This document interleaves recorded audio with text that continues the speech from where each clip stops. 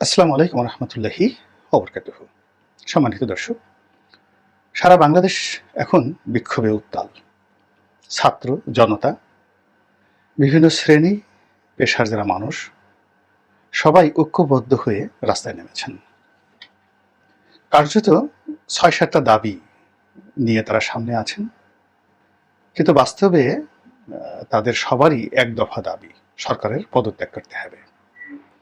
এখন এই যে পদত্যাগ কোথায় করবে, কার কাছে করবে, কিভাবে করবে, এটি নিয়ে কেউ কোনো চিন্তা ভাবনা করছেন না।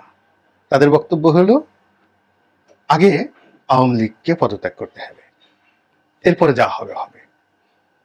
এবং আলটিমেটলি এরকম যখন একটা বিচ্ছিন্ন ভাবে দাবি দেওয়া চলতে থাকে এবং এই ধরনের রুডনেস, এই ধরনের অ্যাঙ্গারনেস এবং অ্যাগ্রেসিভনেস এগুলো যখন বাড়তে থাকে, তখন আসলে মার্শাল ল ছাড়া, সামরিক শাসন ছাড়া কোনো বিকল্প থাকে না।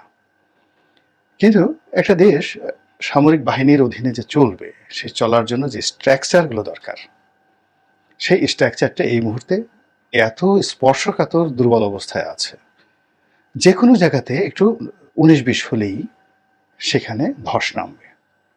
শেয়ার মার্কেট, ব্যাংক, বিমা, বৈদেশিক ঋণ, ব্যবসা বাণিজ্য এবং স্থানীয় কর্মসংস্থান থেকে শুরু করে পুরো অর্থনৈতিক যে সেক্টরটি, পুরোটাই এটা সাজানো যাকে বলে তাসের ঘরের মতো আছে।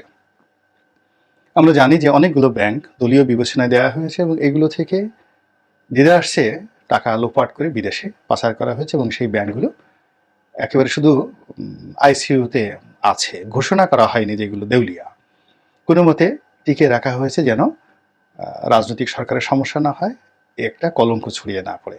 কিন্তু যখনই মার্শাল ল চলে আসবে, সঙ্গে সঙ্গে এই জিনিসগুলো ট্রান্সপারেন্ট হয়ে যাবে এবং অনেকগুলো ব্যাংক ঘাটাঘাট করে বন্ধ হয়ে যাবে এবং সেই ব্যাংকগুলো যদি বন্ধ হয়ে যায়, লক্ষ লক্ষ গ্রাহক দেউলিয়া হয়ে যাবেন ব্যক্তি পর্যায়ে। একই অবস্থা বাংলাদেশ ব্যাংকের। বাংলাদেশ ব্যাংকের রিজার্ভ, হিসাব থেকে শুরু করে প্রত্যেকটা জায়গাতে আসলে কি ঘটেছে, আমরা সেই সেই বাংলাদেশ ব্যাংকের যে রিজার্ভ চুরি, এরপরে আরো অনেক তথ্য ডাটা থেকে শুরু করে যা কিছু ঘটেছে, কিন্তু যখনই সামরিক বাহিনী আসবে, তখন এই যে রাজনৈতিক যে পর্দাটা, এই পর্দাটা সরে যাবে। সরে যাওয়ার পরে সেখানকার যে চিত্র, সেখানেও একটা মারাত্মক অবস্থা তৈরি হবে। পুলিশের মধ্যে যে অতিরিক্ত ক্ষমতা তৈরি করা হয়েছে, সেই অতিরিক্ত ক্ষমতাটা সেনাবাহিনী আসার সঙ্গে সঙ্গে জিরোতে চলে যাবে এবং আমাদের এই দেশকাল সমাজ মূলত পুলিশি ব্যবস্থার উপরে প্রতিষ্ঠিত। পুলিশের সাহায্য ছাড়া, থানা পুলিশের কর্তৃত্ব ছাড়া মূলত সমাজের শান্তি শৃঙ্খলা দীর্ঘমেয়াদে প্রতিষ্ঠা সম্ভব নয়। সামরিক বাহিনী আসবে, ভয় দেখাবে এবং এটা লেফট রাইট করবে এবং এরা দীর্ঘদিন ক্যান্টনমেন্টে থাকেন, তারা যখন বাইরে চলে যাবেন, আমরা অতীতে দেখেছি বিভিন্ন যে মার্শাল ল কোর্ট দেখেছি, তাদের কর্মকাণ্ড দেখেছি।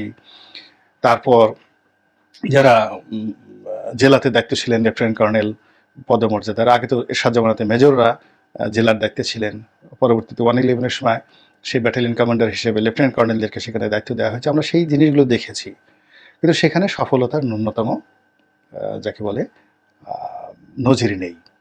বরং বিভিন্ন সময়টাতে সামরিক বাহিনীদের দ্বারা অর্থনীতি, সমাজ ব্যবস্থা, প্রশাসন মারাত্মকভাবে যে ক্ষতিগ্রস্ত হয়েছে, সেটি পুষিয়ে নিতে অনেক সময় লেগেছে। আর এখন অতীতের যে কোনো সময়ের চাইতে পুরো পরিবেশ এবং পরিস্থিতি নাজুক।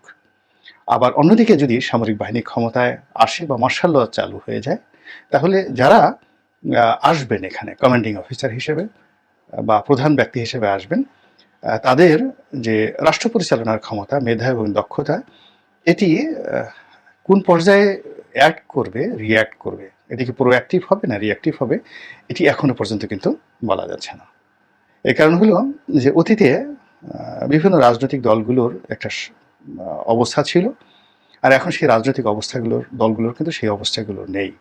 ফলে সামরিক বাহিনীকে সহযোগিতা করার জন্য যে সিভিল অ্যাডমিনিস্ট্রেশন দরকার, পলিটিক্যাল কনসাসনেস দরকার, সিভিল সোসাইটি দরকার, সেটি এখন নাই বললে চলে। তো ফলে কি হচ্ছে, আমরা ডে বাই ডে একটা অসহ্য, অস্বাভাবিক এবং অস্থির অবস্থার মধ্যে কিন্তু ঘুরপাক খাচ্ছি এবং প্রতিদিনই জটিল থেকে জটিলতা হচ্ছে। তো এই জিনিসগুলো যে হচ্ছে, এইগুলো কিন্তু মূলত যারা সরকার চালাচ্ছে তারা বুঝতে পারছে না পরিস্থিতি কোথায় যাচ্ছে, এবং আলটিমেটলি কোনো রকম প্ল্যান পরিকল্পনা ছাড়া সরকারের কর্তৃপক্ষ যারা রয়েছেন তারা শক্তি প্রয়োগ করছেন।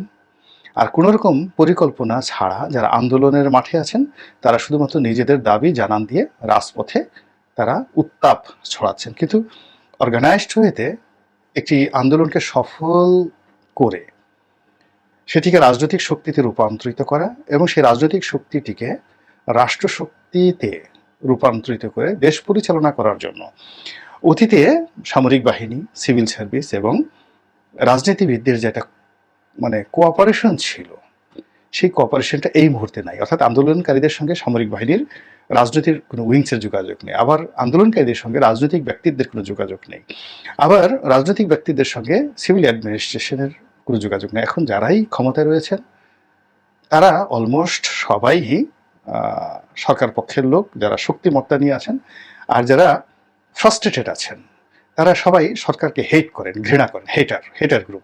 কিন্তু এই হেটার গ্রুপের সঙ্গে কিন্তু কোনো পলিটিক্যাল যারা লোকজন রয়েছে তাদের কোনো কানেক্টিভিটি নেই। অর্থাৎ সচিবালয় থেকে শুরু করে ক্যান্টনমেন্টে যারা রয়েছেন প্রতিপক্ষ, অর্থাৎ যারা হেটার গ্রুপ, সরকারকে অপছন্দ করছেন, তাদের সঙ্গে কিন্তু ক্যান্টনমেন্টের বাইরে বা সচিবালয়ের বাইরে যে পলিটিক্যাল কানেক্টিভিটি সেটাই নেই। বা এই যে এখন আন্দোলন যারা করছেন তাদের সঙ্গে কিন্তু পলিটিক্যাল কোনো কানেক্টিভিটি নেই। কিন্তু আমাদের দেশে অতীতকালে ধরুন এই যে বঙ্গবন্ধুর বিচার হলো, 69 গণ অভ্যুত্থান হলো, তার আগে আগরতলা ষড়যন্ত্র মামলা হলো, সব ক্ষেত্রেই কিন্তু সিভিল অ্যাডমিনিস্ট্রেশন, মিলিটারি অ্যাডমিনিস্ট্রেশনের সঙ্গে আওয়ামী লীগের হোসেন শহীদ সরওয়ার্দীর, ভাসানীর সবারই কিন্তু সবসময় একটা যোগাযোগ ছিল। কিন্তু এখন তারেক রহমান সাহেব, মির্জা ফখরুল সাহেব, জামাতের আমির শফিক সাহেব, এদের সঙ্গে আন্দোলনকারী, তারপরে ক্যান্টনমেন্টের যারা নেতৃবৃন্দ রয়েছেন, টপ 100 অফিসার, সচিবালয়ের টপ 100 অফিসার, কারোর সাথে কিন্তু কোনো আলাপ আলোচনা, বৈঠক, কোনো রকম নেগোসিয়েশন নেই। এক পক্ষ কেবলই মাত্র বদদোয়া করছে, পতন হোক, পতন হোক, পতন হোক।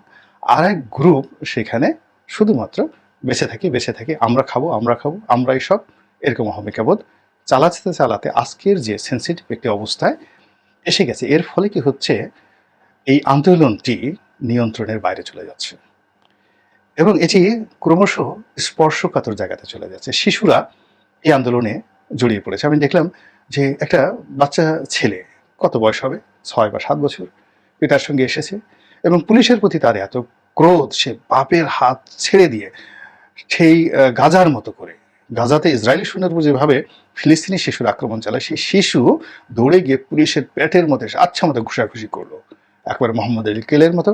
এরপর তার বাবা জোর করে নিয়ে আসছে, আবার ছেড়ে গেছে পুলিশকে, আবার 2 দফাতে 3 দফাতে সে আক্রমণ করলো। আপনি বোঝার চেষ্টা করুন যে 6-7 বছরের শিশুদের মধ্যে এই ঘৃণাটা চলে গেছে তাহলে, এবং সেই ঘৃণা পাড়া মহল্লাতে চলে গেছে। অনেক মহিলারা যাদের বয়স 80 বছর, তারা এখন রাস্তায় বেরোনোর জন্য সেই রীতিমতো আন্দোলন করছে ছেলে মেয়েদের সঙ্গে। বুড়া হয়ে গেছে, বলছে যে আমাকে একটু নিয়ে যা, আমি বাইরে বেরোতে চাই।